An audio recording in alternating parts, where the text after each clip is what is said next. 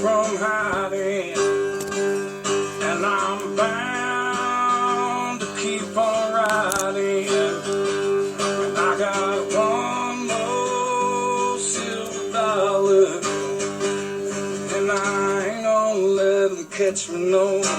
Ain't gonna let them catch the midnight rider. I ain't gonna let them catch me, no. Ain't gonna let them catch the midnight rider. I don't own the clothes I'm wearing, and the road goes on forever. I got one more silver dollar, and I ain't gonna let them catch me, no. Ain't gonna let them catch the midnight rider.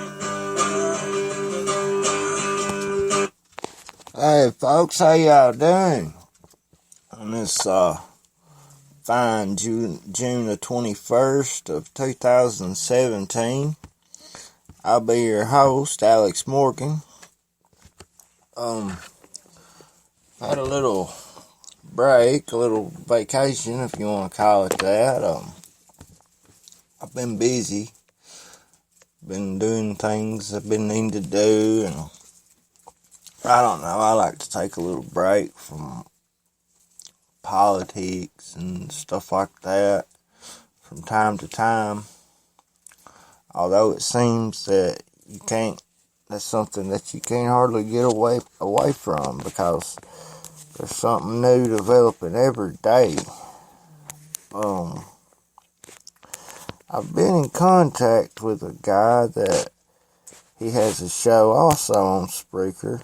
It's pretty popular, and I've been trying to get him on for an interview here lately. I haven't even been able to find time to do that, actually. So I've been pretty busy. But I am going to get around to it.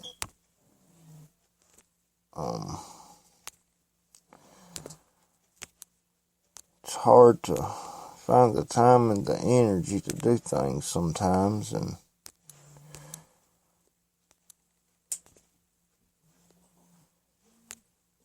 but I mean, I'll get around to it when I find the time, don't get me wrong. But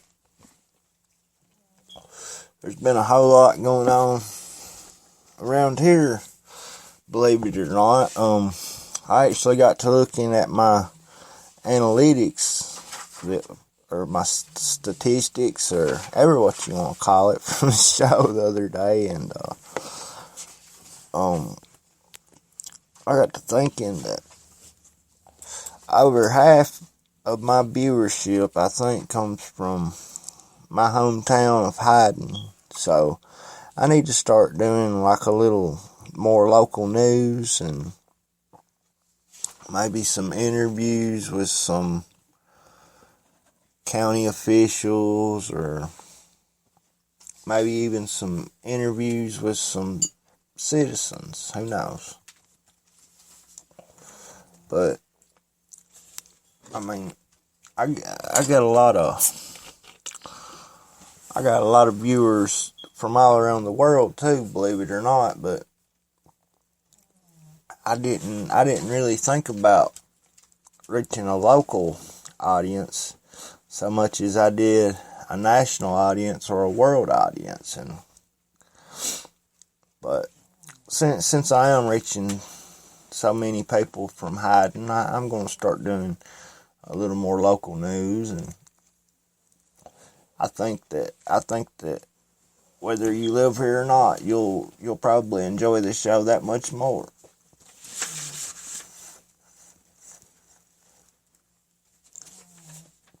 I mean, I always liked watching news, no matter where it was at or what it was about. I've always been a news addict ever since I was young.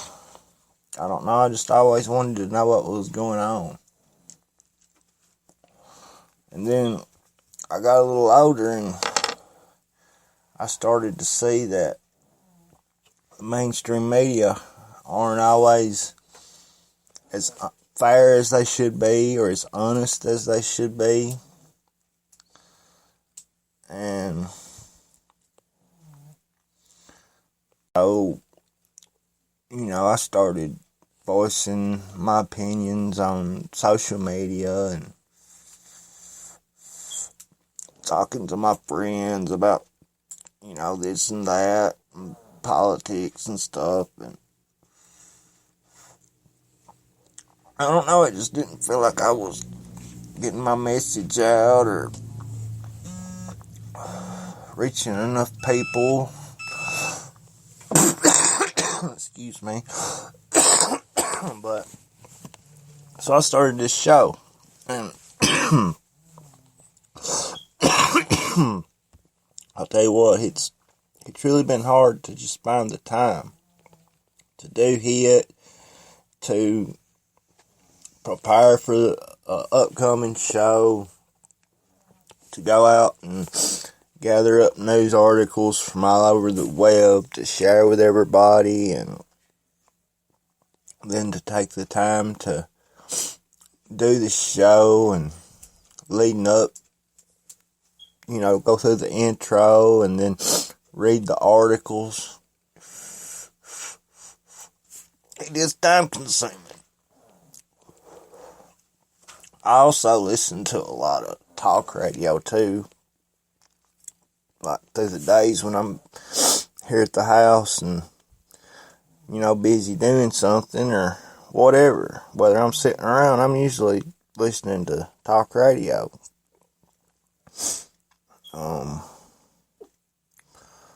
There's a lot of stuff I listen to. I won't say it's, totally right wing or anything like that. It's mostly libertarians and conservative.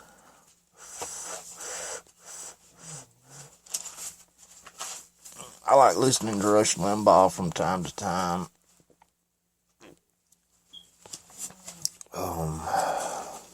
Michael Savage is about my favorite one to listen to. He covers a wide variety of things, and he asks really good questions. He's older and more poised than a lot of your younger hosts, and he doesn't care to say what he needs to say when he needs to say it, and that's pretty much why I like listening to him.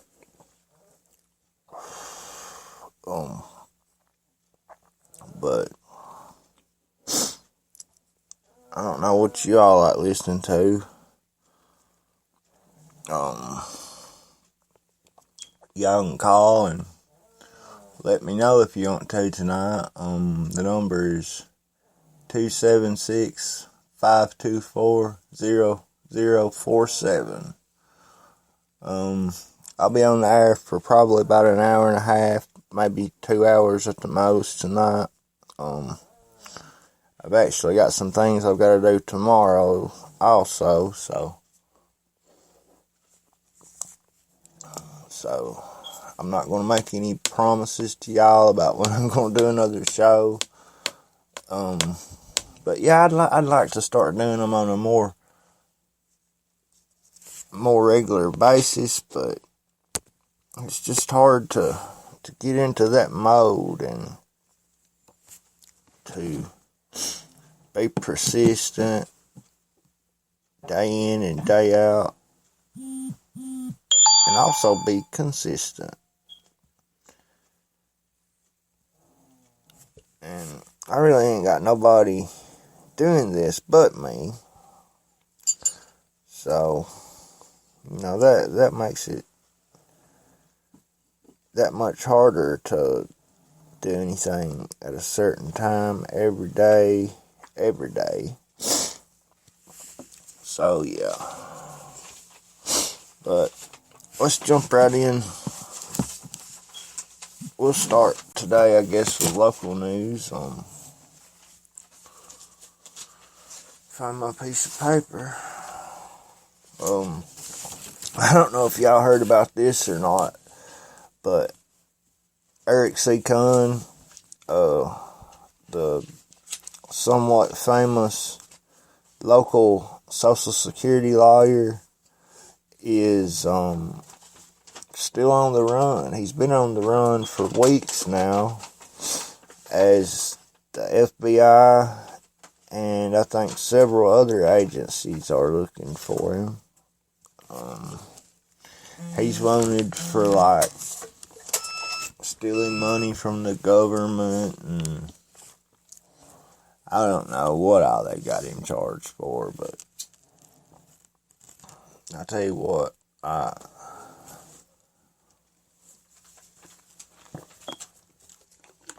hate to support a fugitive, but I really don't know the whole situation or nothing. But I know this much. He's helped a lot of people get their Social Security over the years. You know, I don't know what he had to do it. I wasn't there. I've heard nothing but good things about him up until, just a couple of weeks here prior. Actually, about a week ago, that's when I first heard about it.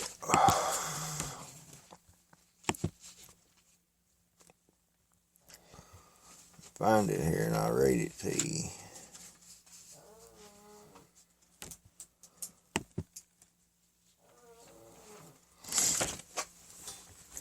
This article is up on WYMT.com. Eric C. Kahn wanted for taking car now. In Prestonsburg, Kentucky. This is written by Kyle Collier, posted on Monday, June 19th, 2017 at 5:23 p.m.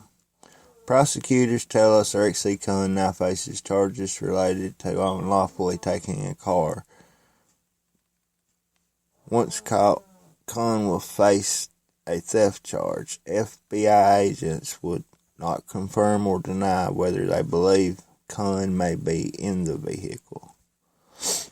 So, man, Eric C. Kahn has eluded police and FBI officials for several weeks now. I'm not sure why he's running, why that someone who has studied the law for a number of years of their life would, turn to running from the police. The very system that he has worked in and with his entire career. It kind of makes you wonder, like, what he was thinking the whole time, like, I don't know, like, I've never had that much money or that much power at one time or anything like that, and I wonder what goes through people's heads, why they want to take such a big risk for so little reward when they've already got it all. They've got a life that people like us would kill to have. But they have to have more? Is that it? Or what? Or do their egos get so big that their hunger just just takes them over, and all they want to do is consume more and more and more. Or, I don't know. I have no idea.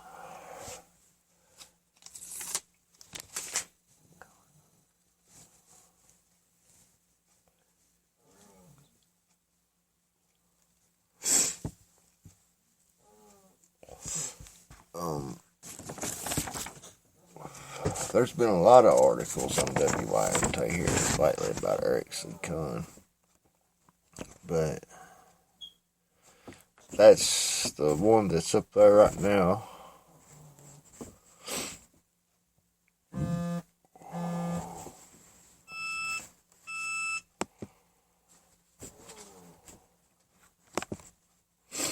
In other news, family of murdered Cumberland's baseball player asks for help in finding killer. Family members told the media Zachary Finch found a phone on the app LetGo and arranged to buy the phone. They say someone tried to rob him, then shot him in the back.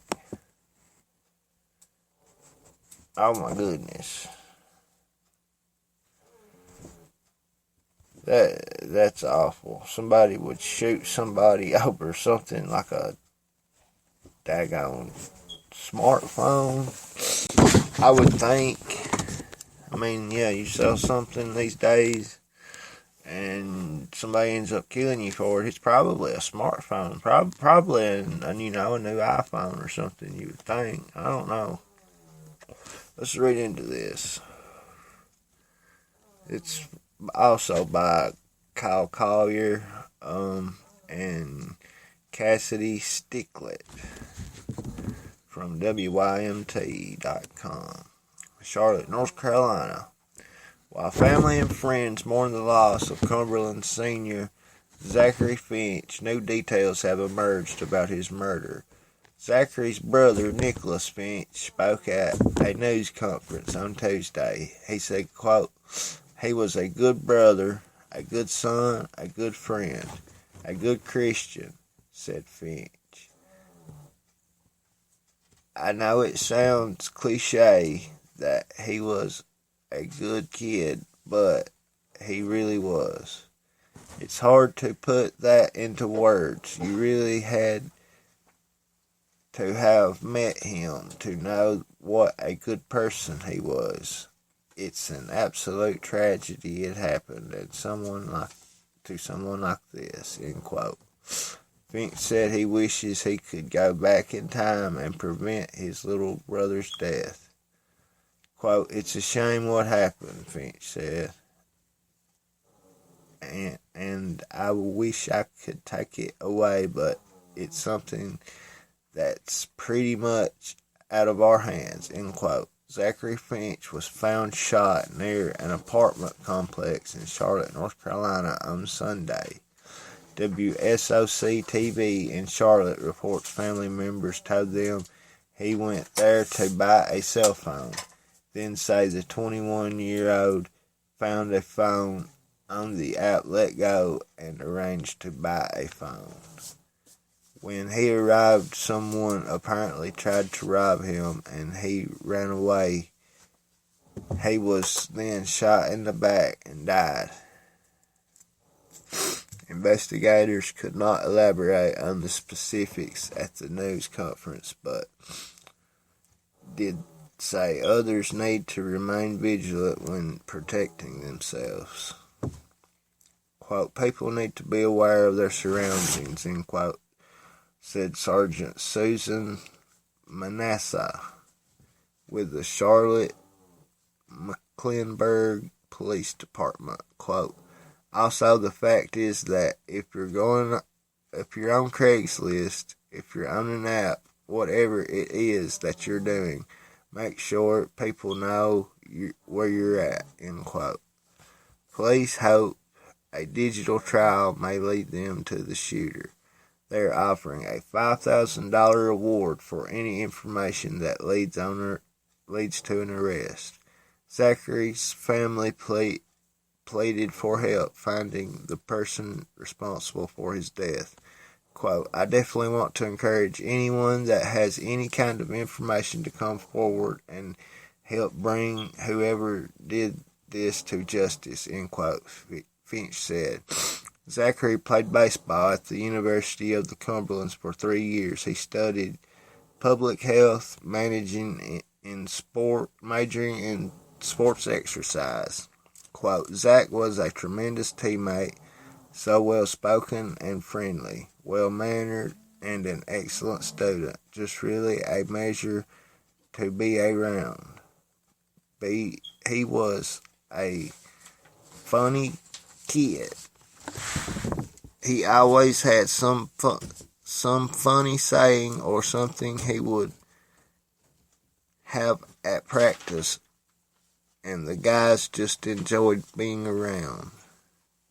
Shelton said, quote, you can imagine this is hard for our guys, end quote. But yeah, this is awful.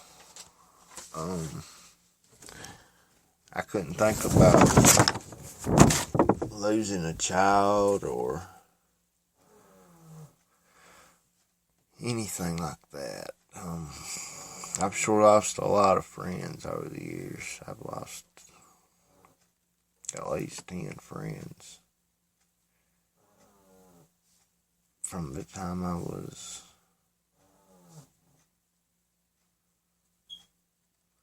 about 18 or 19 till now, and I'm 33. There were a few people that died I went to school with while I was going to school. I wasn't very close to them or anything.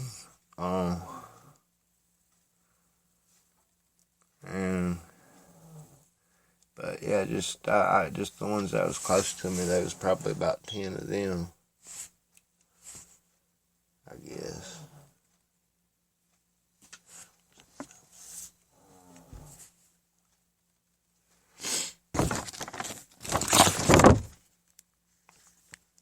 But yeah, this is horrible to imagine.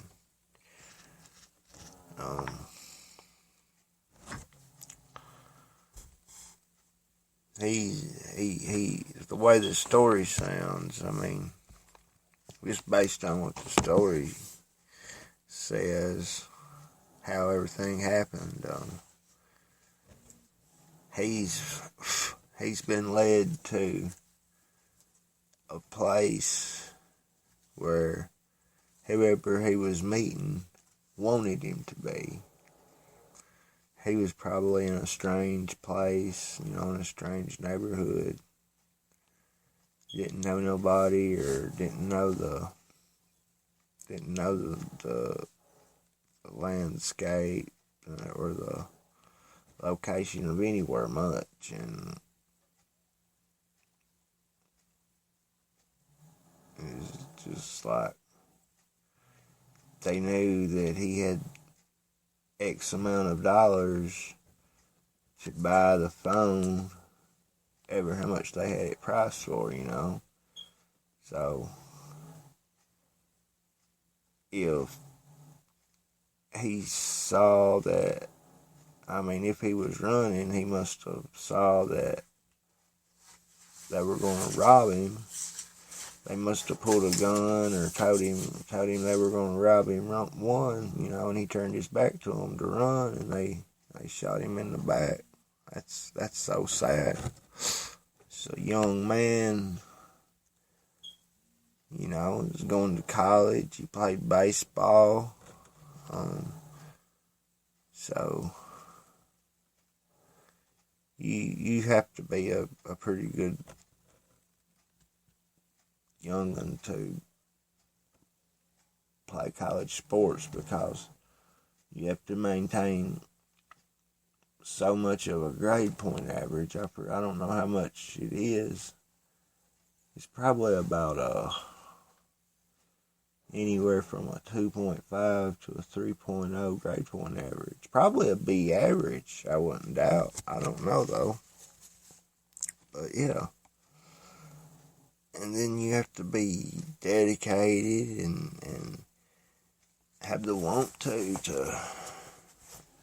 do something like that, to do it and succeed consistently, every day in, day out,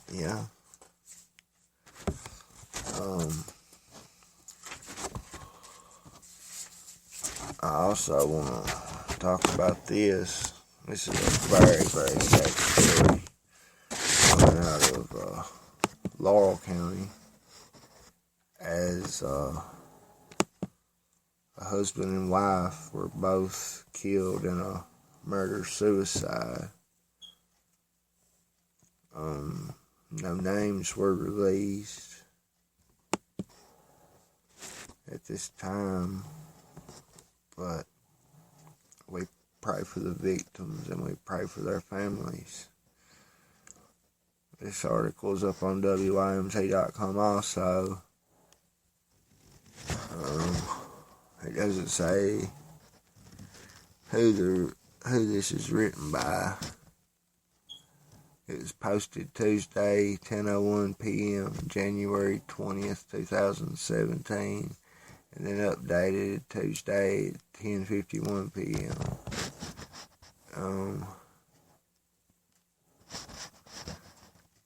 The Laurel County Sheriff's Office is investigating an apparent murder-suicide. It happened at a home in London around 6:30 Tuesday evening. Police believe a husband and wife were in an argument at the home when the husband apparently shot his wife multiple times and then himself. Both the husband and wife were taken by ambulance to St. Joseph Hospital, London, and pronounced dead a short time later. The names of the couple will be released after their families have been notified. That's very, very sad.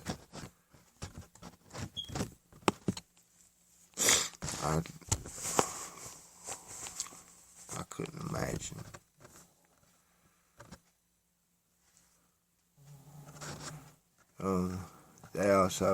They got a poll up on WYMT right now. It says, do you believe Governor Matt Bevin's recent criticism of the media is fair? I did a little research right then, because I didn't know exactly what that they were talking about for sure, but I found out that he called on my name. I'm trying to find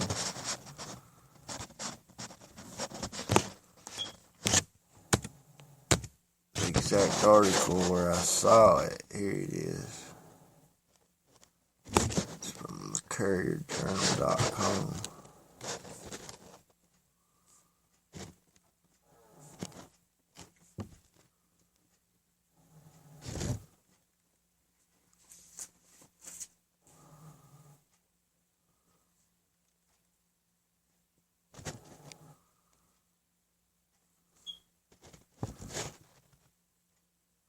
Governor Matt Bevin took to Facebook Live on Tuesday evening to blast a Courier-Journal story about his approach to the media, comparing reporters who have been ignored by his office to noisy insects.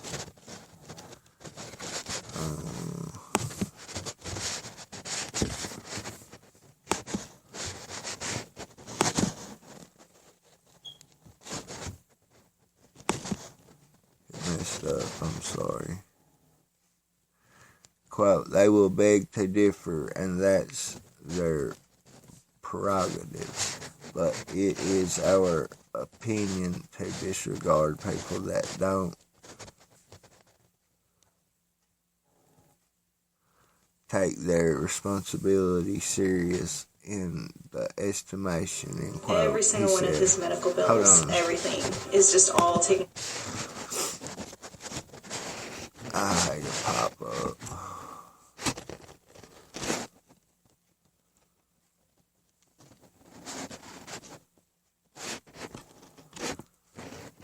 He said, quote, "They will beg to differ, and that's their prerogative, but it's our option to disregard people that don't take their responsibilities seriously in our estimation," end quote. He said, quote, "There's only a handful of them that make a lot of noise. They're like